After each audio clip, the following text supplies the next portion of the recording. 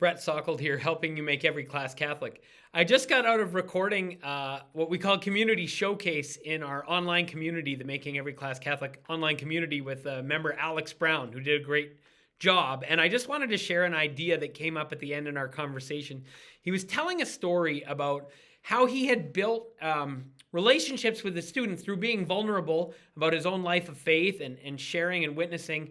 And it led students to asking him questions about church teaching. He's teaching like a computer science class, right? And a student says, Mr. Brown, like, what's wrong with in vitro fertilization? And if you're like Mr. Brown, or like almost every Catholic I know, you're not ready for that question, right? And I'll just pause to say, like, one of the concerns teachers have when they're asked to approach every subject from a Catholic point of view is that they're nervous that they don't have the requisite level of expertise, right? They don't know enough about Catholic theology or ethics or whatever to do this well. And I want to assure people that you need expertise in whatever you're right. Are you the English teacher? Are you the math teacher? Are you the phys ed teacher? You need expertise there. We need people with that expertise in our schools. And of course, knowing more about your faith is always great, and we should always keep learning. But we're going to give you a few key questions that are going to help you to take the expertise you already have and think about it in the light of faith. But that's not the point for this video. The point for this video is, let's say you get a question that you don't have the answer for, right? What's the move at that point? It is not the move to say, that's not what we're talking about here today. This is just math class, or this is just computer science class. Go ask the chaplain, right? Don't punt in a way that makes someone feel dismissed. Now, a lot of teachers know that a better move than punting is to say something like, I'm not sure that I am ready for that, or I don't know, or I haven't thought about that. Like, admit with humility that this isn't your area of expertise. But I'd love to learn more about that, and I'm going to do a little digging for you, and I'm going to invite you to do a little digging, and let's reconvene in a week or whenever and share notes and see what we've learned, right? So you can do it. Just, I'll do some digging, and then maybe you go talk to the theology or department or the chaplain, or maybe you invite them to, or both, and promise to reconvene and make sure you do, right? Or they're going to feel like you were just using it to dismiss them. That's a great technique, but I want to introduce another technique that can complement that and that can go even deeper, right? And let's stick with the example from Alex Brown. You're teaching computer science and someone asks you, because they trust you, what's wrong with in vitro fertilization? And you don't have an answer ready to hand at all, right? You could say, if you've got the time, and you could go to the board, draw a line down the board and say, class, let's imagine some arguments on both sides of this issue, right? So most kids, probably in most of our schools, are going to be able to imagine arguments in favor of in vitro fertilization. And in fact, they're probably going to think, from what we think we know about the church, its attitude towards procreation, for example, and the goodness of the human person and all this kind of thing, right? The church likes babies, and the church, professes to have compassion for those who suffer with something like infertility. Well, we can even see not just arguments in favor of in vitro fertilization, but we can even see what we think would be Catholic arguments in favor, right? Okay, fine. So let's get those on the board, and let's be honest. This is where people are probably coming from, most people who have this question for us. Fair enough, right? Can we imagine any arguments from the other side, right? Not you now, student X, are the defender of church teaching, and so you got to win an argument in front of everyone. No, that's probably not going to help, right?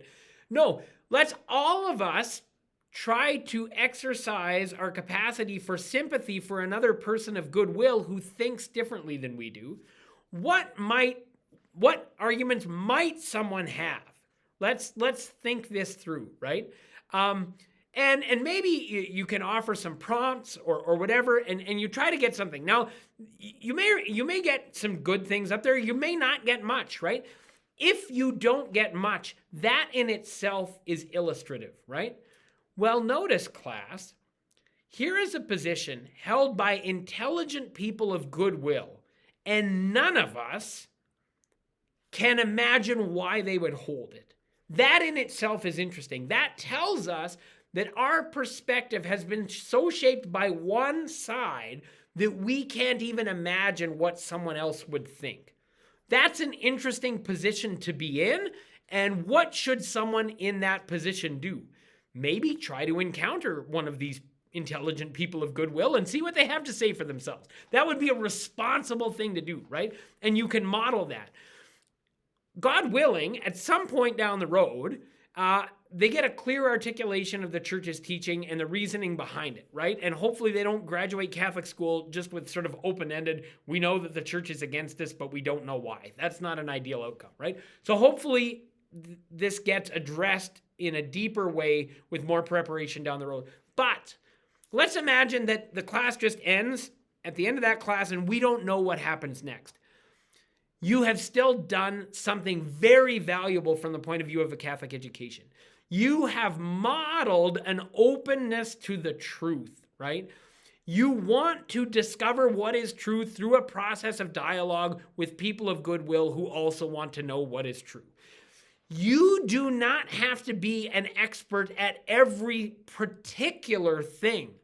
But if you are a teacher, and especially if you are a Catholic teacher, you are an expert truth seeker. And even if the particular truth in question is not in your domain of expertise, you're a person who wants to know what is good and true, and you are able to model for these other truth seekers what that looks like. And even if it's a question where you have no idea what the answer is, you can still have a process that you can walk through in all honesty and humility to seek truth together. In fact, let's say you're one of the, 1% of teachers who's like, I'm totally ready for that one. In vitro fertilization, yeah, I actually wrote a master's thesis on that. Let's go, right? Like, how many teachers are in that position? But even if you are that teacher who's ready to go on that very tricky question, it still would not be a bad move at all to draw a line down in the center of the board and say, let's imagine what people on each side, we don't need to take a stand as if, we need to win and lose a fight with people in our class who disagree with us today. That generally is not going to help get us to clarity and truth. Let's imagine what people of goodwill on either side, what kind of cases they might make. That's a good practice that works whether you've got a great answer, which you can share down the road, or whether you're going to go home and look it up yourself because you don't have a clue where to start, right? So I just wanted to give you that tool as something you can use when you're like, I don't know the truth here, and I feel under-equipped for what the students are bringing forth. But I know that punting is going to make them feel dismissed. They're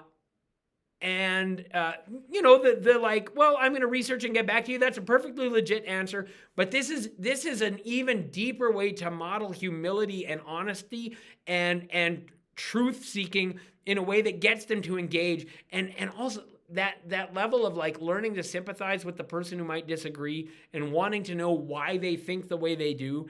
That's such an incredibly valuable skill and even virtue that you can model when you get thrown a question where you don't even know how to start. So I hope that gives you some food for thought for when these moments arise, as they often do, especially if you've started like Mr. Brown, if you started being vulnerable about your own life of faith so that students think that even in a computer science class, you might be someone who they could ask this question to and get a response that honors their honest truth seeking, right? So if you're doing that honest witnessing that is building the foundation for this kind of engagement, hopefully here's a tool that can help you if you're thinking, yeah, but I'm not an expert in everything.